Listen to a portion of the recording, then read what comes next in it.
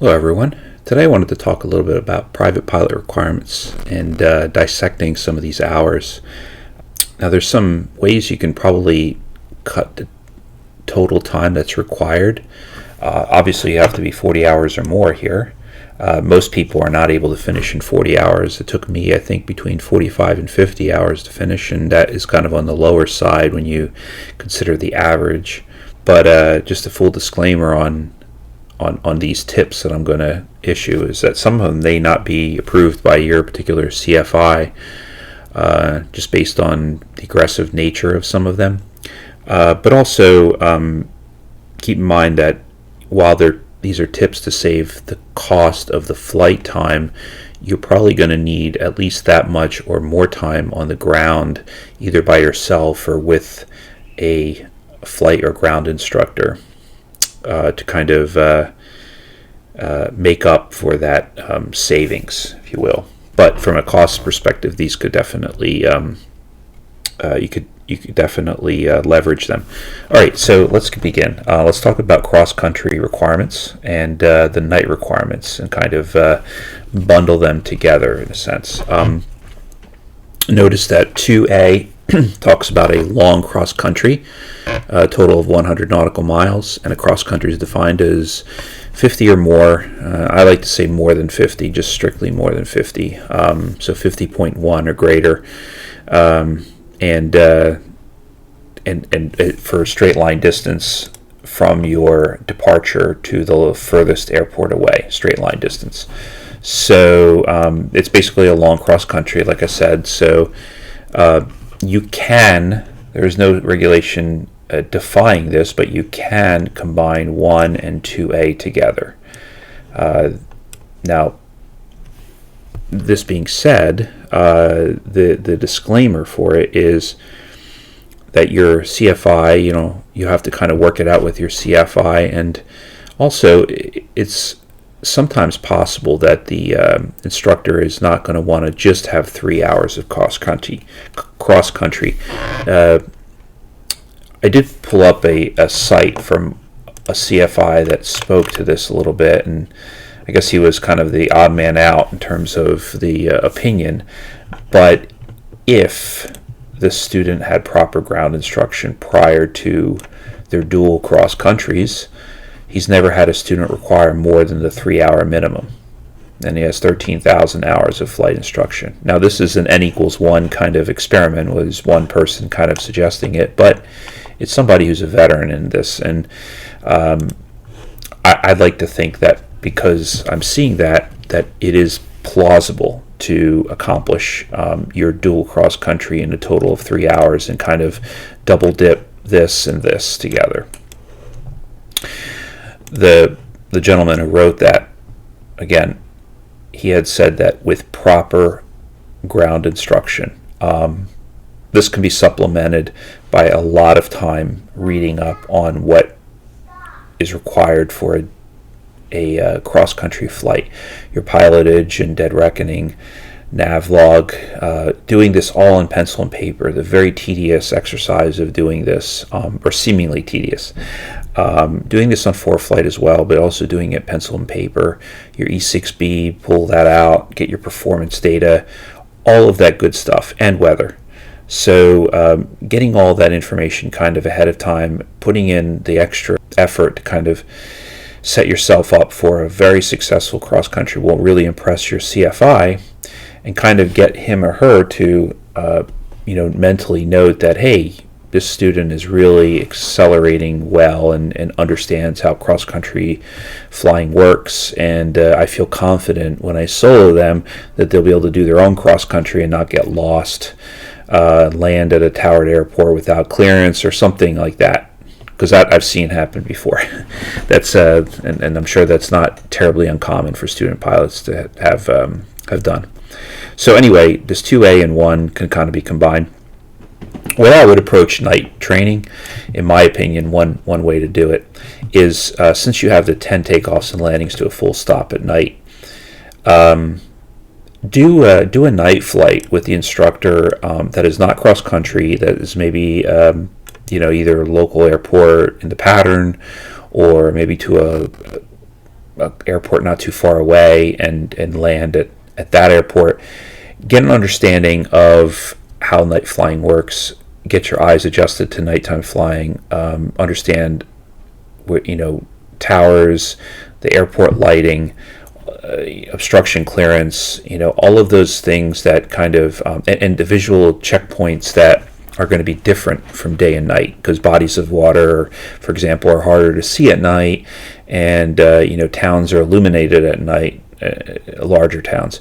So get used to understanding how night flying works. And another little pro tip: do these on simulators. I think that you're going to find that doing that flight, that your upcoming flight on a simulator, might really get you to shine on those particular flights, and your instructor may find that you're really doing your homework, you're really understanding how to do this, this flying, and turn off your GPS in the simulator and kind of just do it.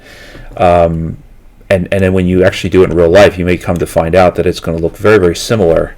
You may not get the same scenery because the sim looks very different from a scenery perspective, but you're going to get a lot of that feel of doing a cross country. Right, so there's that. The instrument flying is interesting. This, if you're accumulating hours doing instrument flying and you want to go towards your instrument rating afterwards, this may be very useful to kind of, especially if you have if you're flying with a CFII, and kind of, if you're doing these hours with the CFII under the hood, you're accumulating hours towards that 15 hours of dual instrument time. It's controversial, but basically the FAA regulation, there's nothing to the contrary of that. So, make sure you note that in your logbook, or your CFI puts in the double I in there in the notes section, so that you can refer to that when you're ready to do your instrument training, and just absorb as much, be a sponge on how instrument flying works, because it's going to come in very handy to reduce the amount of hours needed when you do your instrument training down the road. These 3 hours, 60 days prior, is pretty much a gimme. I mean, if you're not front loading all the hours and then, taking a big sabbatical and coming back where you have to rush to get 3 more hours because it's been, it's further out than 60 days since your last flight, this is, again, like a gimme. Solo 10 hours. So, this is kind of broken down into 5 hours of cross country. Something to note here is that your time doing cross country is PIC hours cross country, which if you look at your instrument rating requirements, 50 hours of cross country PIC is required. These hours all count. So these 5 hours count, plus whatever else you are doing. Another point about cross-country flying, and I like to kind of think about this as a kind of a double dip in a way, but it's not towards a requirement, is when you do a cross-country flight, and if you are doing it to a location that is near to the practice area you tend to do your maneuver practice in, or another practice area, perhaps it's not a bad idea to incorporate practice maneuvers perhaps on the way back from your cross country. So in my case, one of my cross country locations on the way back is next to a lake, where is kind of the practice area outside of the home airport. So I just let the CFI know that I was going to be coming back maybe a half an hour later, because I'm going to do some maneuver practice on the way back. That seemed fine to him, and he thought it was a good idea. So all of those hours count towards your cross country, and you're getting in the maneuver practice that you might be needing. So if you're kind of not feeling ground reference maneuvers, you need some more practice, you can do that solo, and then just kind of, in a way, you're kind of double dipping into it, because you're accumulating hours towards that cross country while you're building proficiency in those maneuvers and getting yourself closer to being endorsed. So number 2 is the long cross-country solo. Keep in mind that there is nothing that states that this solo doesn't count towards your 5. It absolutely does count. So when you do this, and it takes like 2 hours on the Hobbs, for example, maybe a little less than 2, but let's say around 2, given all the taxi time and other sort of end-to-end time that it takes to from engine on to engine off.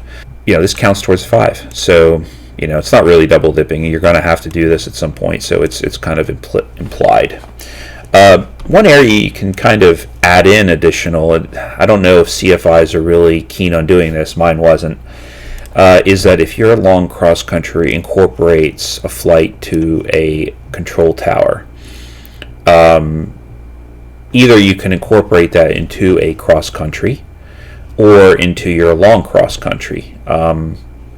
You're kind of, in a way, double dipping here, incorporating one of those stops, either for cross country or long cross country, to a Class Delta airport, and doing your 3 takeoffs and landings to a full stop. Kind of get that out of the way. Now, you may achieve all this well under 10 hours, and you need the 10 hours minimum. Well, the other hours, 10 plus hours, since you'll need 10 or more and 20 or more, because they don't add up to 40. You may need more than you may need those extra hours outside of your cross country to practice maneuvers and everything. So just absorb as much as you can. When you fly solo, don't just go to another airport and land. That's okay to fly in the pattern, but also consider flying to airports that are close to your practice area, so that you can incorporate, like I said, those maneuvers. Do it without the aid of the instructor sometime. And on that topic, I'd like to kind of talk about how when you're flying solo, especially, and but also while you're flying dual too, maybe wearing a GoPro on your head, or attached somehow to the cockpit, so that you can get a full view of the outside, that sight picture, as well as the instrument panel, so you can kind of see in hindsight like what your instruments are saying as you're in critical areas of flight. So you may not know that you were very fast at touchdown, or maybe your airspeed kind of dropped off at certain points and you kind of missed it. You can kind of replay that, and it's like when they watch football games afterwards, and kind of replay certain moments to determine where mistakes were made, and there's a large amount of time devoted to that. So why not do that? Why not devote some time in the off hours to kind of replay some of those flights and to determine where you could do better, or where you're doing well? I think this is about it. This is pretty straightforward. These are some good tips to kind of get started in terms of looking at the private pilot requirements and seeing how you can combine different things, or look ahead to an instrument rating and seeing where you can add in more time, like doing more cross-country time with the permission of your CFI, solo, because only solo will count as your PIC, and your instrument time. These two really help towards your instrument rating. And even though if you take well over 40 hours and you're adding in more of these hours, that's not necessarily a bad thing, because like if you're not stopping at your private pilot and you're moving on to the next step, then you're going to be a step ahead. That's about it. If you have any questions, leave a question in the comments, or like and subscribe. And thanks a lot. Have a great day.